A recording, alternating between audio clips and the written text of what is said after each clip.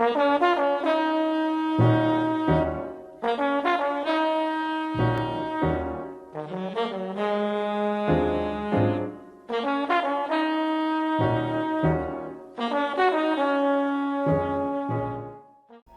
noite, senhoras, boa noite, senhores. TV Guará, terça-feira, avesso. Continuando nossa série de entrevistas com os candidatos a governador, nós conversamos hoje com o professor Josivaldo. Professor, boa noite. Boa noite, Américo. É um prazer tê-lo aqui, principalmente quando eu sei que os partidos menores, pelo menos financeiramente menores, têm dificuldade de acesso às outras emissoras. Eu quero pontificar que para nós é um orgulho termos conosco os chamados partidos pequenos, que na verdade, como é o caso do PCB, então, é o partido mais velho do Brasil e com mais história. Professor, como é que o senhor vê um partido velhíssimo, o mais velho partido do Brasil, uma história viva, forte? Como é que o senhor vê esse partido, o seu partido, sendo tratado como um nanico, que não é? Na verdade, Américo, é um desconhecimento, né? Porque nanico é o número de pessoas, né? Nós, desde 2005, no 13º Congresso, nós decidimos, na nossa linha política, criar um militante, em vez de filiado. Sei. Então, para a gente não interessa encher o partido com pessoas, com filiados, que não conheça, na verdade, a nossa história, os nossos princípios marxistas-leninistas, e que não esteja nas lutas do dia a dia, no campo, na escola, no local de trabalho, na sua comunidade, nos segmentos organizados, nos sindicatos. Então, a expressão nanico, na verdade, é uma linguagem para atender os interesses da mídia. Do capital. Do capital, né? É rebaixar o partido que tem mais histórias nesse país. Não se pode falar de lutas de conquista nesse país sem não falar do PCB. A maioria dos outros partidos que aí estão constituídos, como MDB, PMDB, PT, PCdoB, PPS, né, e até o próprio PDT, eles beberam nas fontes, na história, nos conteúdos e nos princípios marxista-leninistas do PCB. Candidato, me diga uma coisa, de uma forma geral, o socialismo e, por consequência, o comunismo, ele sofreu grande derrotas. O capital se impôs terrivelmente, de uma forma até alguns instantes desagradáveis e o chamado capital selvagem, cego. A luta ficou mais difícil? Na verdade, é outro erro de interpretação também, Américo. As experiências socialistas que nós temos, que foram positivas, mas sofreram bastante ataques e sofrem até hoje, nós tivemos na União Soviética, na antiga União Soviética, nós tivemos na Albânia, nós tivemos na China, temos na China, nós temos em Cuba. Embora a China esteja dando Sim, lá tem um mix de mercado, que tem nossas críticas do partido, mas grande parte do setor chinês atende ainda a coletivização da produção. As terras são associadas, ainda existem cooperativas. Tá? Os bens ainda são comunitários. São comunitários. E a outra parte abriu para o mercado. Hoje, 40% das empresas lá ainda são estatais, né, com controle muito grande, mas se abriu. Né? Hoje, para você ter uma ideia, 70 sacos de cimento dos 100 utilizados no mundo, se utiliza na China. Né? Houve uma desaceleração agora, mas eu acho que a China está num processo de reconstrução novamente, mas falta atender ainda a grande maioria da sua população. Aí nós temos também o Vietnã, que tem uma experiência muito positiva, né? Aqui na América Latina, na América Latina nós temos a do Norte, né? A América Latina nós temos a Venezuela, que tem lá um mix também de mercado, né? Abrindo aí um pouquinho, mas com muita perseguição do imperialismo. Equador, Bolívia, né? Que é fruto da força. Essa aberturazinha para o mercado, que se chama mix, isso não ameaça as doutrinas partidárias? Sim, em grande parte, né, dos fracassos, né, que são considerados fracassos, né, da experiência socialista, é essa abertura sem controle, né, da população, porque as lideranças, né, os dirigentes partidários, que são colocados pela participação popular, pelo poder popular, né, pelas lutas internas, né, da população, eles acabam flexibilizando, né, a política, que é uma política planificada, abrindo, né, espaço para industrialização, porque o grande problema da experiência socialista é que a produção, a industrialização em larga escala, que era para ser incentivada,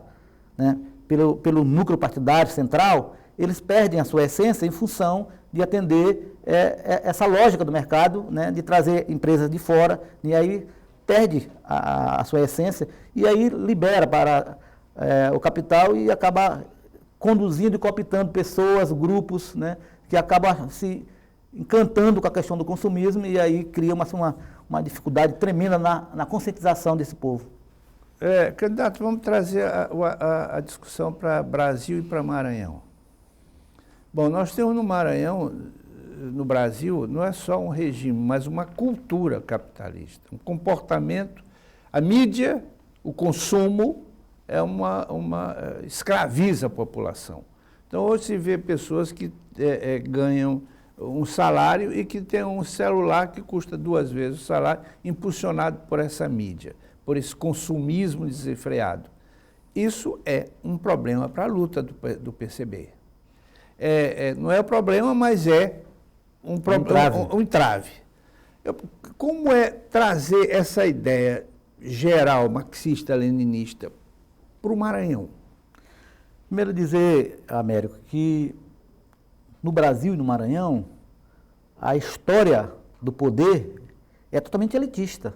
Sempre foi ligada ao grande capital, ao latifúndio, aos grupos oligárquicos. E a nobreza antes da realidade. Perfeitamente, é histórico, é uma questão cultural, né? História cultural, né?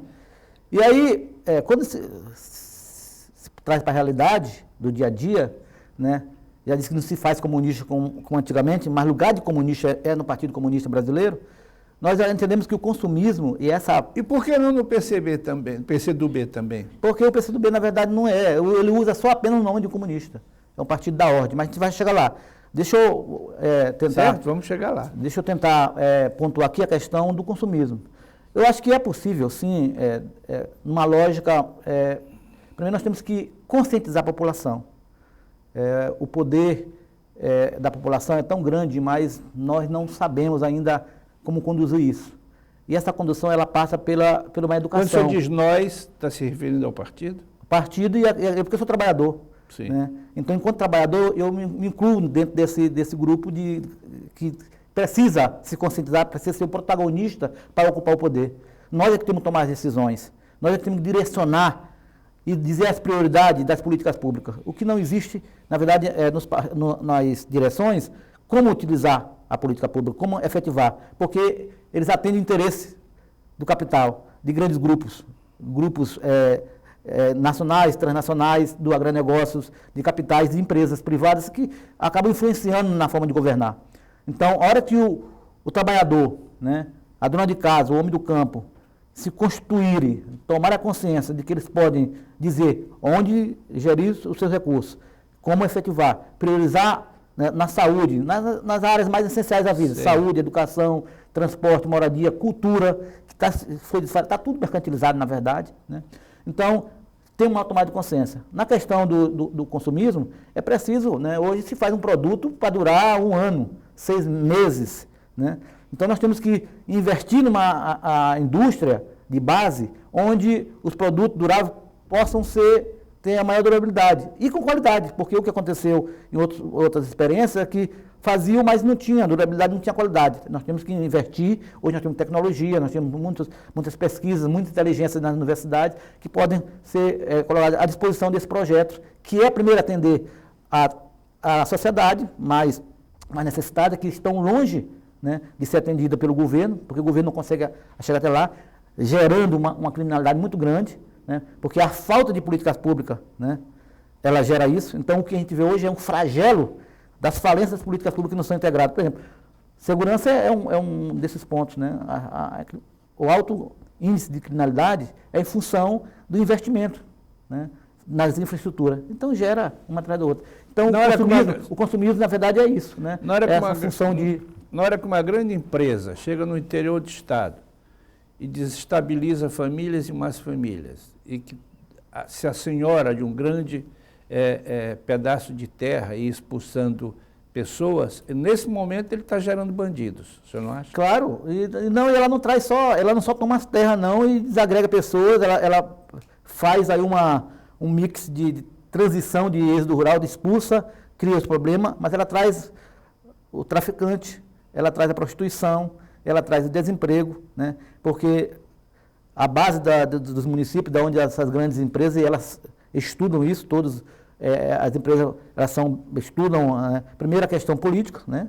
Elas têm o Estado hoje, a maioria dos estados dão uma isenção fiscal muito grande para essas empresas, então elas chegam lá quase sem gastar nada, né? Ocupam terra, né? E cooptam, né, a grande parte da sociedade burguesa, né, que acha que vai trazer benefícios, que vai ajudar no PIB, e na verdade, todas essas condições de expulsar o homem do campo, de expulsar, de enfraquecer a base da comunidade, com falta de emprego qualificado, porque nós não temos emprego qualificado. A nossa educação ainda está aquém, né, do processo de educação desse país, portanto a gente precisa entender que essas empresas que vêm, né, se elas não forem fiscalizadas pelo poder popular, né, com controle mais rígido e pelo próprio governo, né? O senhor faz uma diferença muito grande entre o partido. Entre o poder popular e o poder público, como nós conhecemos Sim. hoje. O poder público, na ótica do partido, ele está sob todos os pontos de vista merecedor de acusações seríssimas. Porque na lógica burguesa, o poder público atende ao interesse do capital, né, do desenvolvimento econômico, né, que é aí confundido com o crescimento, né, da população, e não é. Existe, na verdade, o poder público, ele atende ao interesse de concentração de riqueza, né? A concentração de riqueza na mão de poucos. E não tem uma distribuição. A distribuição per capita dessa riqueza, ela não chega na população, né? Pra vocês terem uma ideia, em meados de 2008 para 2009, a crise mundial do capitalismo aconteceu, né? Vários países... Já continua, né? A Europa está numa situação bem grave. Então, os bancos, para poder manter o capitalismo seguro, começaram a emprestar dinheiro. Tira daqui, empresta para ali, tal, para fazer, né? Para poder se manter estabilizado. Aí eu estive observando, analisando a Espanha. A Espanha pegou um empréstimo de 80 bilhões, né, dos bancos europeus, para poder salvar, né, a sua macroeconomia. E aí eu fui ver a população de 45 mil. Se a gente pegasse o dinheiro e dividisse por cada habitante, a gente teria lá só milionários. Mas o dinheiro não vai para a população, não vai para as políticas públicas, vai para os grandes centros. Candidato, essa concentração de riqueza, ela se reflete na campanha. Nós temos candidatos aí com saldo bancário lá em cima e candidatos sem saldo bancário. Como é que o senhor vê isso? Responde no próximo bloco.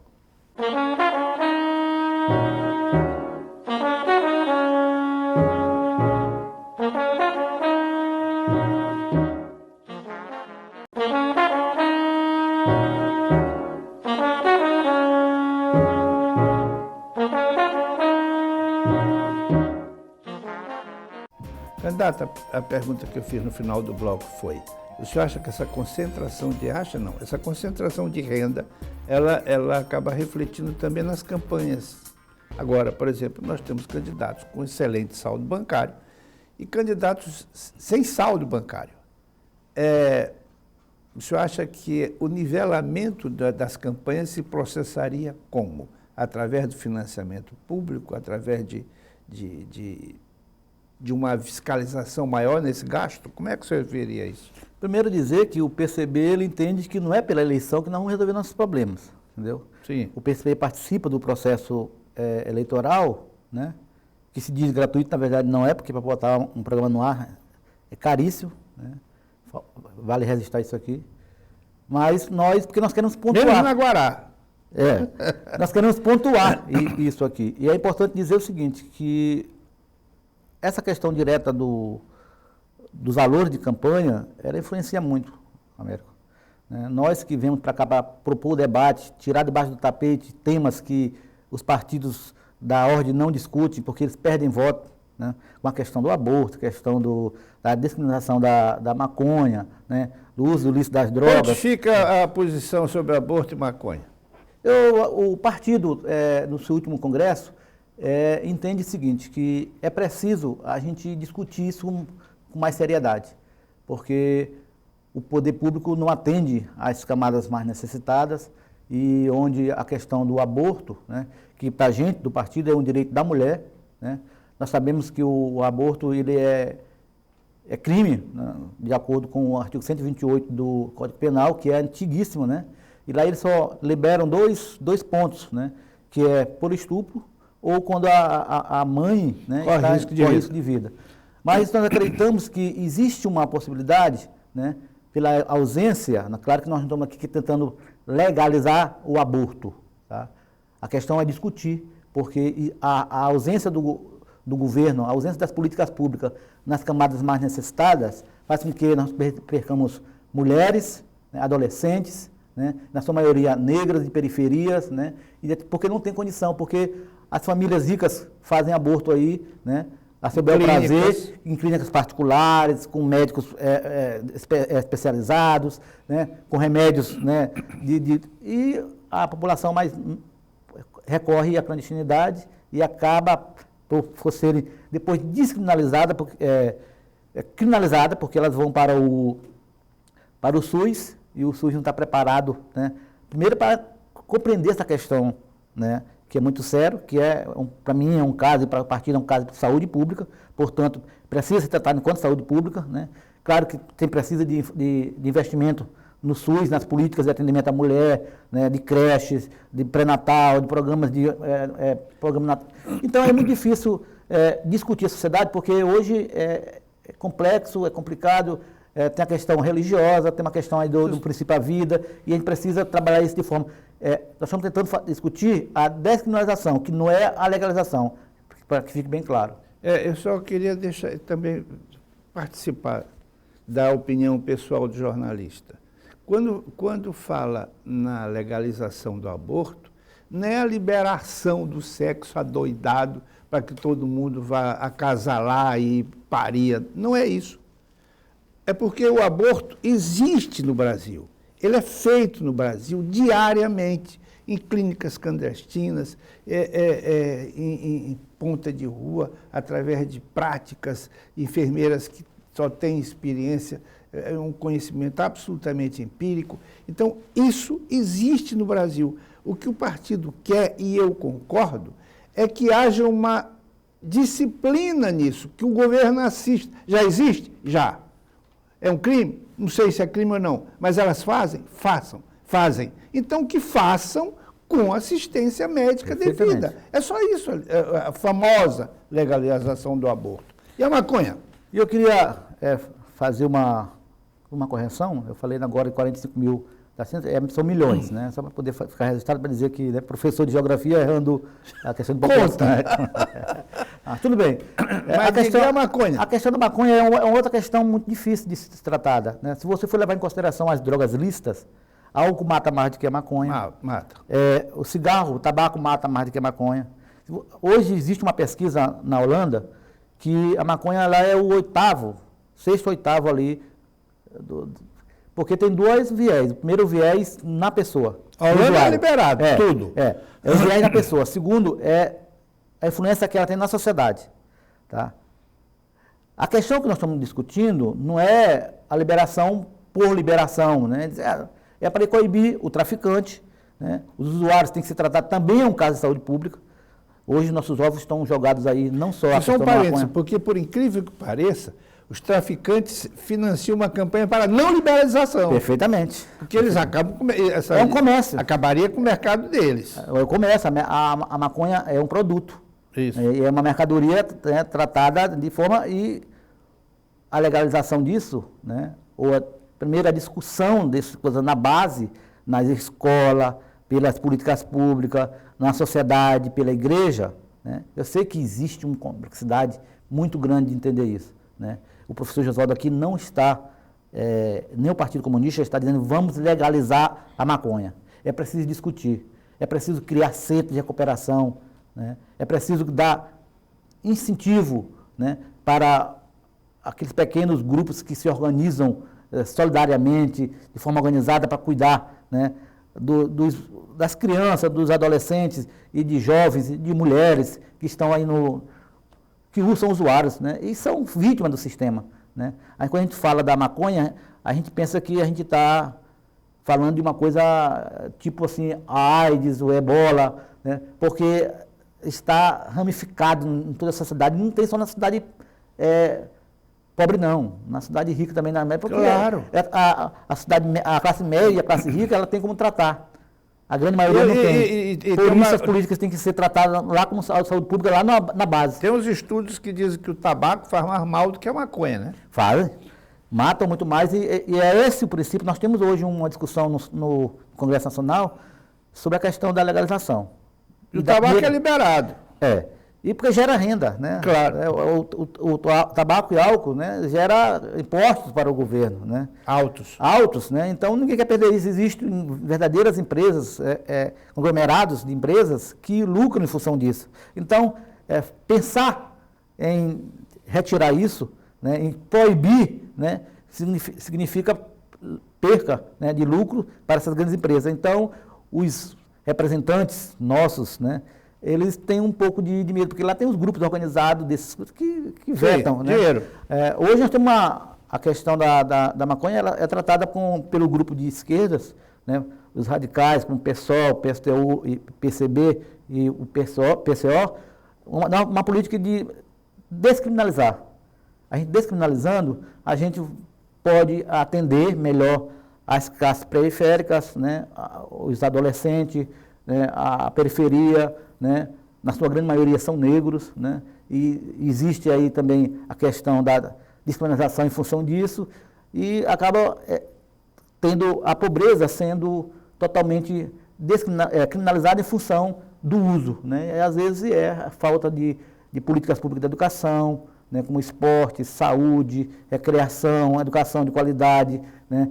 Com educação integrada, onde a escola vai atender a saúde mais perto, com uma cidade preventiva e o atendimento lá na base, né, na sua comunidade, em vez de sair para grandes centros, né, para poder se recuperar. Candidato, eu tenho visto parte da imprensa do Maranhão tratando o comunismo com aquele discurso do ano de 60. Comunista como criancinha, comunista, enfim, comunista pregaria Jesus de novo na cruz, enfim. Aquele discurso velho da década de 60, anterior à ditadura. O senhor considera esse atraso burrice ou má-fé? Má-fé. Existe ainda hoje uma grande parte da mídia, e da mídia que não conhece, na verdade, a essência da palavra comunismo, né? Nós que defendemos o socialismo em primeiro momento, né, porque para chegar no comunismo precisa de uma educação ampla e uma reformulação do modo de governar. Você que está aí ouvindo, comunismo não é esse bicho-papão que se fala aí. O capitalismo sim que é desumano, é a exploração do homem pelo homem, ele é selvagem, ele está consumindo todos os nossos recursos naturais, portanto, logo, logo o planeta vai ficar exaurido de recursos naturais, e aí vai ficar uma barbárie tremenda. O grande vilão do sistema econômico, das produções, é o capitalismo, não é o comunismo. O comunismo, na verdade, é um sistema amplo, onde as pessoas, né, onde as propriedades privadas, elas passam a ser propriedade coletiva, socializada, onde a produção, ela primeiro atende a população interna, atende a comercialização das suas comunidades. Depois é que vende o excedente para poder voltar a investir na base. O comunismo, hoje, ele é tratado por alguns especialistas, alguns jornalistas que não conseguem compreender, né, o que é o socialismo de verdade e que existe duas etapas para chegar no capitalismo. A primeira é a conscientização. A segunda, no comunismo, perdão. A primeira é a preparação, a conscientização dessa população de que a socialização dos meios de produção, de que o socialismo é possível, que na verdade é necessário e é urgente. Essa implantação seria através de educação ou de uma forma mais agressiva de atitude? Eu acredito que nós temos duas formas. A primeira é educação. É isso que o PCB propõe, uma educação, a Revolução Brasileira vai passar primeiro pela conscientização, onde o povo, o trabalhador e a trabalhadora, ela vai ser protagonista, né, desse papel de conscientização, ela vai ocupar o governo, ela vai com conselhos populares, com as organizações, através de plebiscitos, através de consultas populares, através de reuniões setoriais, de base, e levar aos conselhos gerais as políticas públicas com o controle da população. O trabalhador precisa controlar o que o governo vai fazer. Portanto, o poder popular, para poder ser aplicado, tem que ter participação popular e o trabalhador tem que estar gerindo isso. Ele é que tem que ser o fiscal dessas políticas. Me diga uma coisa, o senhor acredita que um regime com participação popular, um regime que idealisticamente seria transparente, ele está mais isento dessa corrupção braba que se vê atualmente? Você responde no próximo bloco.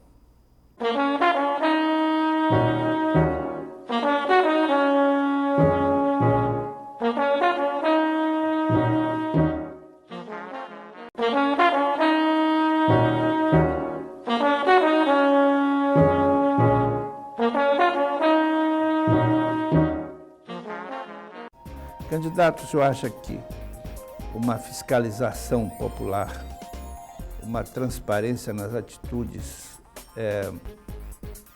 administrativas, ela impediria essa corrupção louca, desenfreada que existe no Brasil? Não só a corrupção não é um privilégio maranhense, é uma coisa nacional, é um crime nacional. O senhor acha que isso seria coibido com essa transparência? Sim.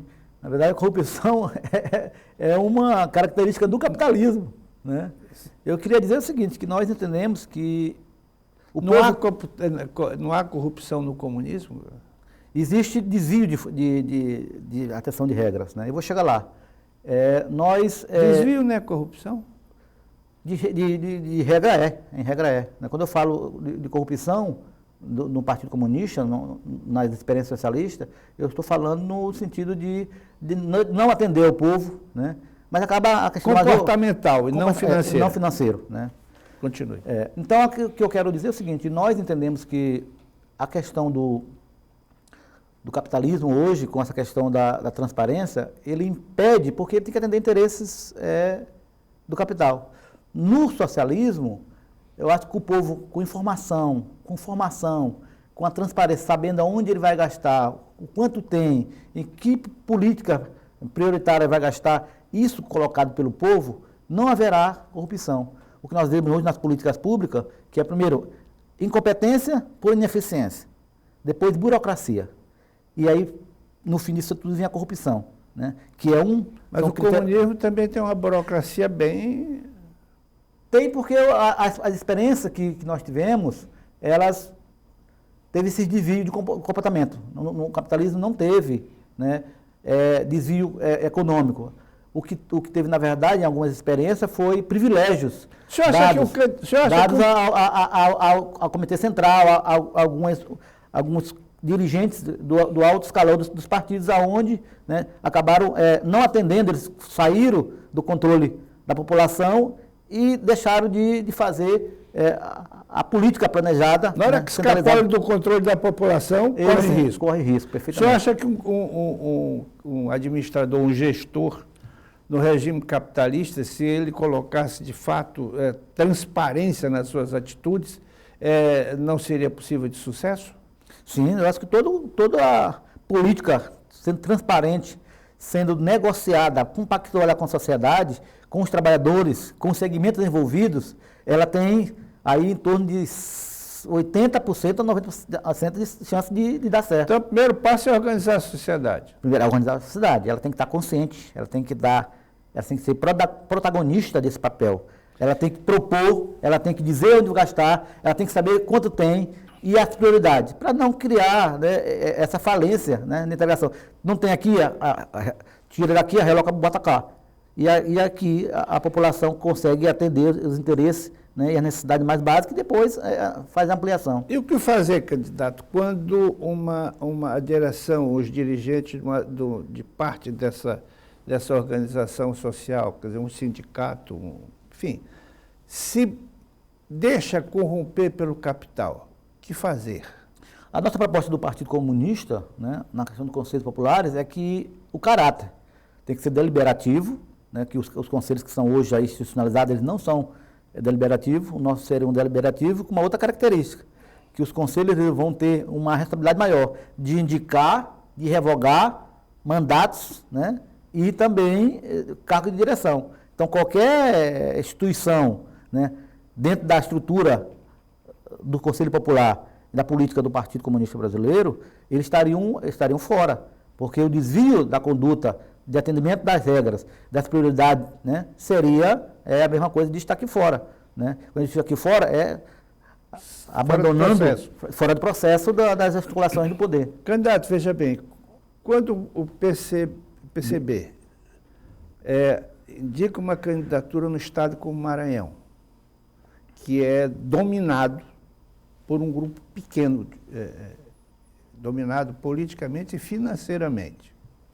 Quando o PCB lança uma candidatura neste nosso estado, sabendo que as dificuldades que vai enfrentar de todo tipo, inclusive boicote em televisão, interrupção, enfim, nem participa do debate, que me parece que é o objetivo maior do partido quando lança um candidato. Perfeitamente. Como é que o senhor se sente? Primeiro dizer o seguinte, a nossa candidatura não é uma candidatura pessoal. A minha candidatura não é uma candidatura pessoal. Eu estou aqui porque eu quero ser o governador. Eu estou aqui para propor um debate. O partido se organizou e viu que dentro dos nossos quadros, ainda deficientes, nós podemos até dizer isso, mas precisa, né, de alguém para defender as propostas do partido. Eu estou aqui enquanto militante, enquanto homem que vai tentar, né, propor, né, o debate e encaminhar nossas propostas, o nosso discurso de poder popular, o nosso discurso socialista para o Maranhão. É difícil, Américo, porque primeiro nós temos as nossas dificuldades individuais, né? Depois as dificuldades econômicas são muito grandes, né, não dá nem de medir, entendeu? Eu propus aí para, a nível de partido, gastar 50 mil. Né? Na campanha? Na campanha. E tem gente que vai gastar 50 milhões. Né? Então, para aí você ver. Eu agora consegui resgatar R$600 dentro da minha própria casa. Entendeu?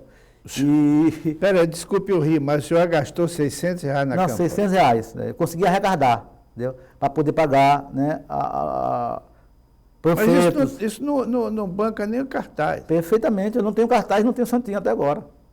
Né? Nós estamos finalzinho de agosto, setembro não tenho, né? E esperamos até que os camaradas, os trabalhadores olhem desse lado, porque também não pensa em fazer uma campanha de poluição aí, de botar cartazes em todo lugar. Tem algumas exceções e a gente não abre essa exceção, nós não vamos flexibilizar o nosso programa, a nossa conduta para poder agradar a uns a outros. Se um partido ligado ao capitalista propusesse uma coligação e injetasse dinheiro na campanha, qual seria a posição do partido e a sua?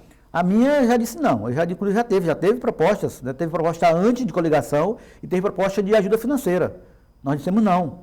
Né? Por quê? Porque a ajuda tinha algum condicionamento? Porque sempre tem. Qualquer ajuda que vem de empresas ou de grupos, vai ter uma troca. E nós não vamos flexibilizar o nosso programa. Nosso programa é sério, nós estamos fazendo... Porque senão é entrar na mesma lógica, é ser igual a eles.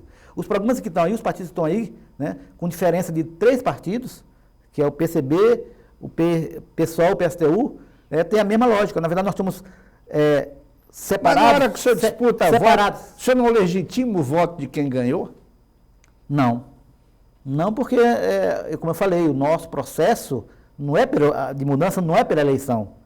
Nós estamos aqui propondo o debate, né, e os partidos que estão aí, com o mesmo propósito, eles estão chegando, alcançando paulatinamente, gradualmente, o trabalhador. Aquele hoje que está descontente com a política, né, que precisa, né, se conscientizar que as 3 candidaturas que estão postas aí, elas são diferentes das outras 3 que estão aí. E principalmente as outras duas que são financiadas pelo agronegócio, pelos grandes empresários, pelas políticas internacionais, né, e com certeza a população vai fazer uma reflexão nessa eleição para poder colocar isso. É difícil, né, como eu falei, ser partido pequeno, né, ter essas estruturas pequenas, elas não abalam a nossa reputação, não abalam o nosso programa, porque a população pode ter menos tempo com a gente, entendeu? Mas eles vão dizer, olha, o partido A, B e C são partidos sérios, que querem alguma coisa com a população, para a população. A TV Guará fez um debate com 6 candidatos a governador. Algumas outras emissoras estão fazendo e não estão chamando todos os 6. Como é que o senhor se sente? Eu me sinto, primeiro, eu fiz até uma nota. São 2 outras emissoras que vão fazer debate, né?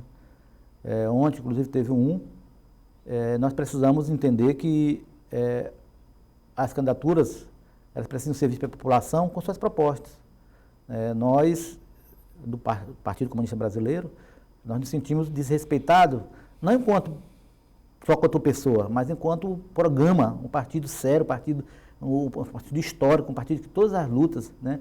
E o povo precisa conhecer, né? E o povo não tem oportunidade porque tem o interesse. A questão, na verdade, é que o capital, ele cesseia, ele corta, ele interrompe o direito de a população compreender a política dos partidos pequenos, dos partidos socialistas, dos partidos com caráter comunista. Candidato, o que o senhor diria para uma televisão dessa está fazendo campanha, né? Na hora que ele exclui, não quer debate. Na hora que não quer debate, já está direcionada. Isso não é só televisão, tem jornal, tem um monte de entidades com esse comportamento. O que o senhor diria para essas instituições? Eu acho que no Estado Democrático de Direito, a livre expressão, né, é um direito constitucional, né? É preciso rever os seus editoriais, é preciso compreender que a população ela não está mais hoje, ela está mudando o seu perfil. Então, eu acho que quando você socializa, quando você mantém todas as correntes ideológicas, de ideias, de propostas, facilitando para que a população possa compreender melhor, seria mais interessante. Então, o que eu sinto é um tremendo pesar, né? A gente fica indignado porque as instituições, né? Aí não é o candidato Josivaldo, o professor Josivaldo, é as instituições. O Partido Comunista Brasileiro, ele podia ser um partido com outro cunho, né? E a gente perde a essência quando as empresas, né, com seus interesses escusos, particulares, né, não atende, né, não atende a questão da democratização, né, das linguagens, das ideias, e você anda achando que só tem 2 lados, né? E nós temos aí uma polaridade, né, de ideias, né, que possam configurar mudança no país, né? Candidato, infelizmente nosso tempo está esgotado. Use este programa tantas vezes que o senhor achar conveniente e lhe for benéfico. E agora, por favor, infelizmente nosso tempo esgotado, fale para os seus eleitores. Eu queria falar para você, maranhense, principalmente você, trabalhador, trabalhadora, professores, juventude desse estado. Nós estamos iniciando em setembro com bastante coragem e o Partido Comunista Brasileiro está propondo aqui um debate, onde você precisa fazer análise. Nossa candidatura é mais uma candidatura, mas com propostas sérias, né, de instalar nesse estado e neste país a proposta do poder popular, que passa pela conscientização da população, onde a população vai interferir, ela vai propor, ela vai direcionar, ela vai deliberar as políticas públicas desse estado. Portanto, é preciso que você compreenda bem a nossa proposta de poder popular. Segundo, nós vamos fazer uma socialização, nós queremos desmercantilizar a vida. As políticas públicas de saúde, de educação, de de transporte, de moradia e de cultura estão todas mercantilizadas. Elas são tratadas como mercadoria. Portanto, não atende à necessidade da população. Nós queremos mudar isso, fazendo tudo isso gratuito, né, dando condições de acesso e que a população possa melhorar.